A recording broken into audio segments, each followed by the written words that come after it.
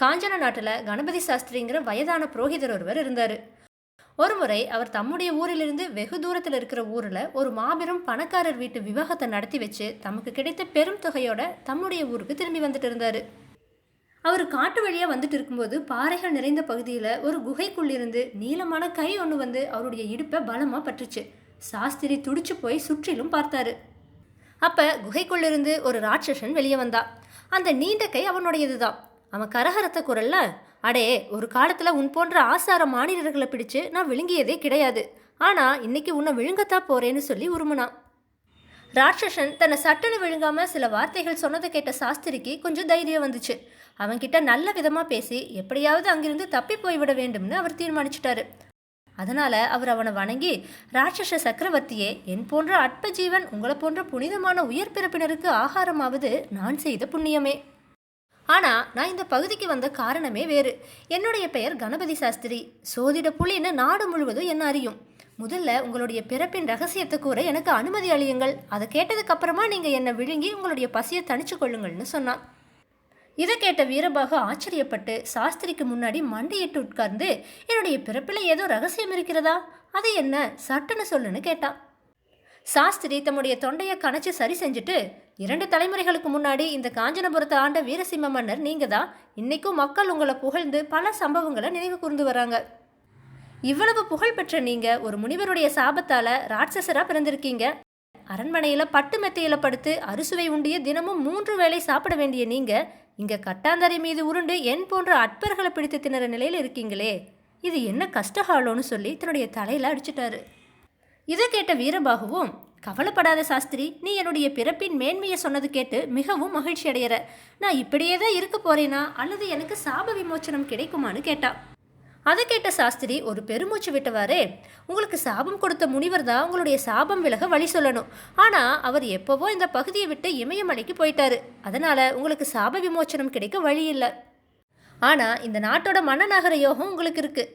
நீங்கள் மன்னராகிட்டா உங்களுக்கு உணவை பற்றின கவலை இருக்காது. இந்த பாலும் குகையில் வாழாமல் அரண்மனையில் சுகபோக வாழ்வு வாழலான்னெல்லாம் சொல்லி அவனுடைய மனசில் ஆசைகளை மூட்டினாரு சாஸ்திரிகள். வீரபாகுவும் கொஞ்சம் யோசிச்சுட்டு, சரி, நான் இந்த நாட்டுடைய மன்னன் ஆகிட்டா இப்போது இருக்கிற இந்த நாட்டுடைய மன்னன் என்ன ஆவான்னு கேட்டான். சாஸ்திரியோ, உங்களுடைய பலத்துக்கு முன்னாடி அவனால் நிற்க முடியுமா என்ன? நீங்கள் என்னோட வாங்க, நான் உங்களை மன்னனாக்குறேன், கிளம்புங்கன்னு சொன்னார். வீரபாகுவும் மிகுந்த உற்சாகத்தோட கணபதி சாஸ்திரியோடு புறப்பட்டான். காட்டை கடக்கிற வரைக்கும் பயந்து நடந்த சாஸ்திரி காட்டை கடந்ததும் பாட்டு பாடிட்டு வேக வேகமாக நடக்கலானாரு. இதை கவனிச்ச ராட்சசன், என்ன சாஸ்திரி, காட்டில் இருக்கிறப்ப நடுநடுங்கிட்டு இருந்தையே, இப்போ உற்சாகத்தோடு நடக்கிறையே, இதுக்கு என்ன காரணம்னு கேட்டா.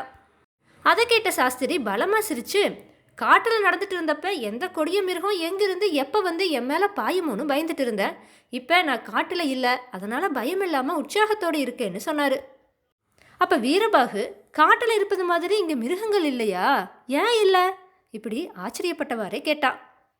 அதுக்கு கணபதி சாஸ்திரி, ராட்சச சக்கரவர்த்தியே, மீன்கள் நீரில் வாழுது, மனிதர்கள் கிராமங்களில் வாழறாங்க. மனிதர்கள் காட்டுக்குள்ளே போனால் மிருகங்கள் அவர்களை தாக்கி கொள்ளுது. காடுகளில் இருக்கிற மிருகங்கள் கிராமங்களில் நுழைஞ்சா மனிதர்கள் அதை வேட்டையாடுறாங்க. அதனால் எந்த உயிரினம் எங்கே இருக்கணுமோ அது அங்கே தான் இருக்கணும். இதுதான் படைப்பின் அடிப்படை விதின்னு சொன்னார். அதுக்கப்புறமா 2 பேரும் எதுவும் பேசாமல் கொஞ்சம் தூரம் நடந்தாங்க.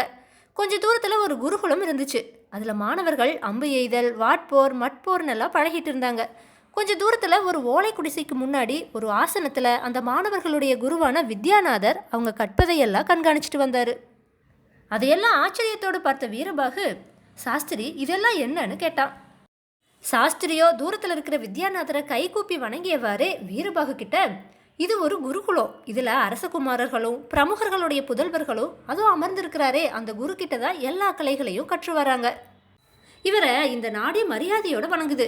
பல நாடுகளுடைய இன்றைய மன்னர்கள் இவர்கிட்ட கல்வி பயின்ற மாணவர்கள் தான். இவர் மட்டும் நினைச்சா இந்த உலகையே வென்று ஆளவும் முடியும்னு சொன்னார். அதை கேட்ட வீரபாகு, அப்படியா, அப்போ இவரையே மன்னனாகாம சன்னியாசி போல வாழ்ந்து வராருன்னு கேட்டான். அதுக்கு சாஸ்திரி, அவர் மன்னனாக வேணும்னு ஒரு நாளும் விரும்பியதில்லை. அவர் விரும்புவதெல்லாம் நல்ல அரசகுமாரர்களையும் அறிவாளிகளையும் மக்களுக்கு அளிப்பது தான். அதை தன்னுடைய கடமைன்னு நினைக்கிறாருன்னு சொன்னார். வீரபாகு அதை கேட்டுட்டு யோசிச்சவாறே சாஸ்திரி கூட செல்லாமல் வந்த வழியே காட்டுக்கு வேக வேகமாக போனான். கணபதி சாஸ்திரி பலமாக சிரித்து கைதட்டி உரத்த குரல்ல, ராட்சசா, என்ன சமாச்சாரம்? ஏன் திரும்ப காட்டுக்கே போற? வா இங்கன்னு கூவி அழைச்சாரு. ஆனா வீரபாகு திரும்பி கூட பார்க்காம மேலும் வேக வேகமா நடந்து காட்டுக்குள்ள போய் மறைஞ்சிட்டான். வேதாளம் இந்த கதையை விக்ரமாதித்தன் கிட்ட சொல்லி, மன்னனே, வீரபாகு காட்டிலிருந்து சாஸ்திரியுடன் வந்ததற்கு காரணமே நாட்டுடைய மன்னனாகி எல்லா சுகபோகங்களையும் அனுபவிக்க வேண்டும் என்பதற்குத்தானே. ஆனால் வித்யாநாதரை பற்றிய விவரங்களை அறிந்தும் ஏன் காட்டிற்கே திரும்பி போய்விட்டான்? போர்க்கலைகளில் கை தேர்ந்த வித்யாநாதர் என்றாவது தன்னை கொன்று விடுவார் என பயந்து விட்டானா என்ன? அல்லது கணபதி சாஸ்திரி தன்னை ஏமாற்றி அழைத்து போய் கொல்ல ஏற்பாடு செய்வார் என்று அவன் சந்தேகப்பட்டு திரும்பி சென்றானா? அவ்வாறு சந்தேகப்பட்டிருந்தால் வீரபாகு உடனே சாஸ்திரியை பிடித்து ஏன் விழுங்கவில்லை?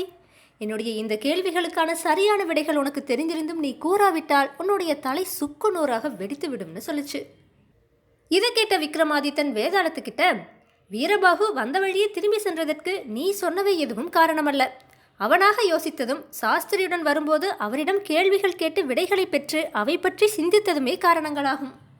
சாஸ்திரி தனக்கு தெரிந்த அளவில் இறைவனுடைய படைப்பில் ஜீவராசிகள் எந்தெந்த விதமாய் வாழ்ந்து வருகின்றனன்னு வீரபாகு கிட்ட சொன்னார். ஒரு நல்லாசிரியர் என்ன செய்வாருங்கிறதையும் அவர் ராட்சசனுக்கு எடுத்துரைத்தாரு. இதையெல்லாம் கேட்ட வீரபாகுக்கு ஒரு ராட்சசன் எவ்வாறு வாழ வேண்டும்ங்கிறது புரிஞ்சிருச்சு. கொடிய மிருகங்கள் காட்டில் தான் வாழணும்னு குருகுலம் நடத்துகிற குரு சன்னியாசி போல விருப்பு வெறுப்பு இல்லாமல் வாழ்ந்து நல்ல மாணாக்கர்களை உலகுக்கு அளிக்க வேண்டும்னு நியதி இருப்பதால அவையெல்லாம் அவரவர்களுடைய கடமைங்கிறத வீரபாகு அறிந்து கொண்டான். அதனால ராட்சசனாகிய அவனுக்கு தன்னுடைய கடமை என்னங்கிறது தெரிஞ்சிருச்சு. அதனால தான் அவன் தான் வசித்து வந்த காட்டுக்கே போய்விட்டான்னு சொன்னான். விக்ரமாதித்தனோட இந்த சரியான பதிலால அவனுடைய மௌனம் கலைஞ்சுது. அவன் சுமந்து வந்த வேதாளம் உயர கிளம்பி போய் மறுபடியும் முருங்கை மரத்துல ஏறிடுச்சு. தன்னோட முயற்சியில சற்றும் மனம் தளராத விக்ரமாதித்தன் மறுபடியும் முருங்கை மரத்துல ஏறி அதுல தொங்கிட்டு இருந்த வேதாளத்தை பிடிச்சு கீழே இறக்கி மீண்டும் நடக்க துவங்கினான்.